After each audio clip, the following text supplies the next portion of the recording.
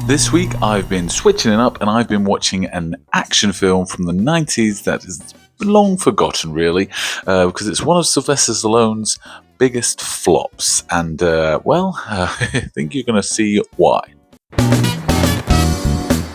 Listen, Dimitri, I know that you're scared of thunder and lightning, okay? But please, you don't have to call me, especially 3 o'clock in the morning, mate. There's nothing I can do, okay? There really isn't. Just hug your pillow. Just cry it through, okay? I cannot control the weather, as much as I've tried. Oh, hello there. Hey, it's your boy, Ray Fandango here, talking movies here. Hello all and welcome. Thank you for coming back. My name is Ray Fandango. This is Ray Fandango Talks Movies. Do you like movies? Well, you've come to the right place. So come on in, step inside. I'll put the aircon on. I don't actually have any aircon. I'll just have Dimitri blow at you very aggressively until he turns blue. But I promise you, it'll be cooler than it is outside. Because, my God, it has been a sweaty week. I'm not going to dilly-dally this week because, if I'm honest, there's not much I can really say about this one. But let's just hop on into it, shall we?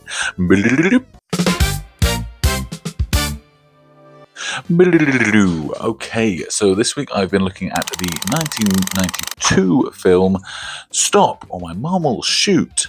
Movie starring our boy Sly Stallone and Estelle Getty, who is made famous from Golden Girls, I believe. I've not watched it myself, but I've heard good things, and she does a pretty good job in this. Got to admit, her and Stallone, if I'm honest, is as best as Stallone's gonna get. His premise is quite simple. You have a badass sort of cop played by Sly Stallone, and his mother comes to visit, and she does all her best to try and humiliate him. She gets involved in all of his sort of police ongoings, and she actually witnesses a murder, and, well, she has to stick around for a little bit longer than he would like. But the thing that they're sort of going for is how, because his mother basically get involved in this guy's police work, and we see that with one of the first scenes where this man's on top of a building and he's about to jump and he's on the ledge, and Sly Stallone just bowls on up. He's just like, "Hey, I'll talk to him, don't worry." Goes up there, has a chat with him, and then his mum's down there with a megaphone, and the guy's like, "Oh my God, is that your mum?" He's like, "Yeah." He's like, "Oh, I don't even feel too bad about my mum. I'm gonna go. See you later." And he's just like, "God, Mom, why are you so embarrassing to me?" That's that scene. I guess it's a little bit chuckly, but seems almost dated. I'm pretty sure it was dated at the time. He just sort of does all these typical things that a mum would do that might be annoying. So she does this thing where she cleans his gun, and you can't clean a gun apparently. It messes it all up. So she goes out and buys him a new one. And what happens is she doesn't get the gun at the store, and she gets it from the back of this guy's van. And she's got all this arsenal of all these guns, and it turns out these are bad guys' guns that they've basically been stolen from. And the bad guys turn up and start shooting these guys, and she witnesses the murder. And that's when she has to stay in town. And she doesn't give the information to one of the other guys at the precinct that Stallone doesn't really get on with. To the point where he actually does this thing where he gives him what the Americans call a swirly. Now, I've not really seen swirly in real life. I don't think it's a big thing in England. Yeah, I mean, it's creative, I give you that. I think most we got is like wedgies or dead legs. Even a car chase scene with the mum driving, like they start running after a bad guy, and then mama turns up and she's like, "Get in, I got this." And she's like, "I'm driving." She's actually a pretty decent driver until she crashes into bin bags. And she gets kidnapped by the bad guys, and there's actually a pretty good action scene where Stallone is in a sort of lorry and he stops a plane from taking off, and there's all this crash and bang, and then next thing you know, the mum's got the gun, and she's like, I'm gonna shoot. And guess what? She shoots. She does a little blow of a gun, and hey, there you go. And then the final scene really did not have to happen. Like, it's all tucked up, all nice and neatly, and then they slice it down. Takes a guy who's got a gun, and she's like, I saw him, I've seen him from somewhere. And then he's got him on the ground, and then she goes, hey Joe, I know where I've seen this guy. He killed his mum.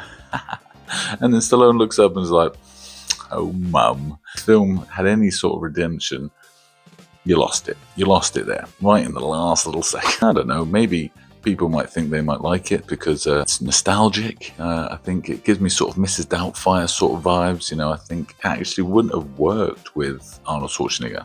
I actually quite like Stallone in this. I think he's quite funny and quite aloof. Yeah, it just misses a few things, and its main focus is just how embarrassing your mum can be.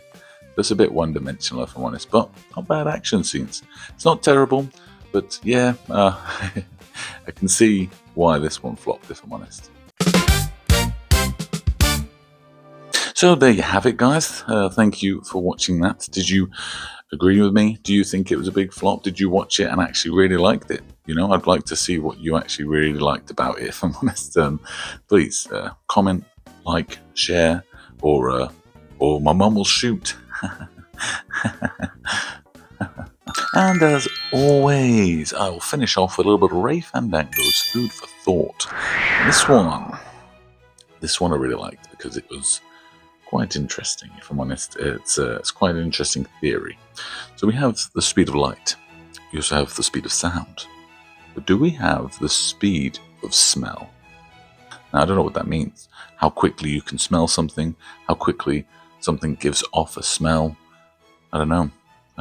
It's an interesting thought, isn't it? Or is it?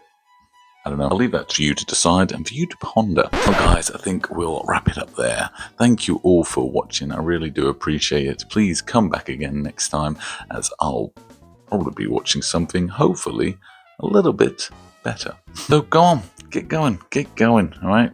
Dimitri's turning blue, okay, and I don't think he can handle it anymore, so please go. He's going to rest some more now. And remember, guys, okay? Stay weird.